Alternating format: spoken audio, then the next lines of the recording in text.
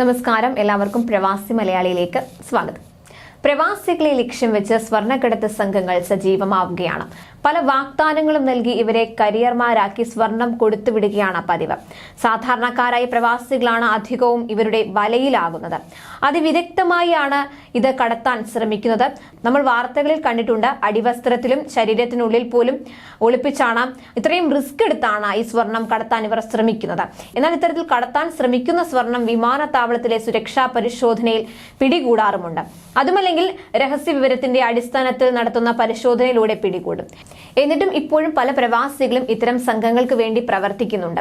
പിടിക്കപ്പെടുന്നവരുടെ പേര് വിവരങ്ങൾ പുറത്തു വരുമെങ്കിലും ഇത് കൊടുത്തുവിടുന്നവരിലേക്ക് യാതൊരു അന്വേഷണവും എത്താറില്ല എന്നതും ഇത്തരം സംഭവങ്ങൾ ആവർത്തിക്കാൻ കാരണമാകുന്നു. ഇപ്പോൾ കരിപ്പൂർ വിമാനത്താവളം വഴി കസ്റ്റംസിനെ വെട്ടിച്ച് സ്വർണം കടത്താൻ ശ്രമിച്ചയാൾ പിടിയിലായിരിക്കുകയാണ്. ഈത്തപ്പഴങ്ങൾക്കുള്ളിൽ വിദഗ്ധമായി ഒളിപ്പിച്ചു കടത്താൻ ശ്രമിക്കുകയായിരുന്നു. ചെറു കഷ്ണങ്ങളാക്കി 170 ഗ്രാം സ്വർണമാണ് ഈത്തപ്പഴങ്ങൾക്കുള്ളിൽ ഒളിപ്പിച്ചത്. എയർ കസ്റ്റംസ് ഇന്റലിജൻസ് ആണ് സ്വർണം പിടികൂടിയത്.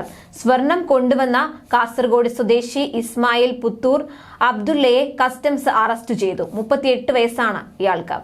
പിടികൂടിയ സ്വർണത്തിന് ആഭ്യന്തര വിപണിയിൽ 10,47,200 രൂപ വില വരും.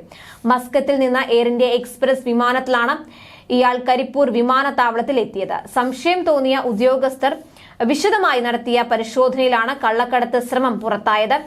ഈന്തപ്പഴങ്ങൾക്കുള്ളിൽ 38 ചെറു സ്വർണ്ണ കഷ്ണങ്ങളാണ് കണ്ടെത്തിയത്. സംഭവത്തിൽ കൂടുതൽ വിവരങ്ങൾ ശേഖരിച്ചു വരികയാണെന്നും കള്ളക്കടത്തിന് പിന്നിൽ പ്രവർത്തിച്ചവരെ കണ്ടെത്താൻ ശ്രമം ഊർജിതമാക്കിയിട്ടുണ്ടെന്നുമാണ് കസ്റ്റംസ് അറിയിച്ചിട്ടുള്ളത്.